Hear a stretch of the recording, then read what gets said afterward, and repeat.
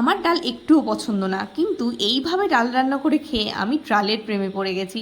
তো ওই জন্য আপনাদের সঙ্গে ভাবলাম ভিডিওটা শেয়ার করে নিই। প্রথমে আমি দিয়ে দিলাম কড়াইতে অনেকটা পরিমাণে ঘি। এর মধ্যে আমি দিয়ে দিলাম হচ্ছে শুকনো লঙ্কা, জিরে আর তেজপাতা। একটু ভাজা হয়ে গেলে আমাদের হাতে বেটে রাখা মশলা, যেমন আদা, জিরে আর কাঁচা লঙ্কা এর মধ্যে দিয়ে দিলাম। এবার এই মশলাটাকে আমরা একটু ভালো করে ভাজা করে নেব, কারণ মশলা যতক্ষণ না ভালো করে কষানো হয় ততক্ষণ সেটার থেকে কোনো স্বাদ আসে না। এর মধ্যে আমরা পরিমাণ মতো নুন হলুদ দিয়ে নিয়েছিলাম। আর আমরা এর মধ্যে ডাল দিয়েছিলাম দু রকমের, একটা অড়হর ডাল যেটাকে অড়লের ডাল বলে অনেকে, আর দিয়েছিলাম ছোলার ডাল। আপনারা এর মধ্যে আরও যে যে ডাল পছন্দ করেন সেটা দিতে পারেন। এবার এটাকে আমরা ভালো করে ফোটাবো এবং নামানোর আগে ঘি দিয়ে নামিয়ে নেব। তো অবশ্যই আপনারা এইভাবে একবার খেয়ে দেখবেন, আশা করি আপনাদেরও ভীষণ ভালো লাগবে।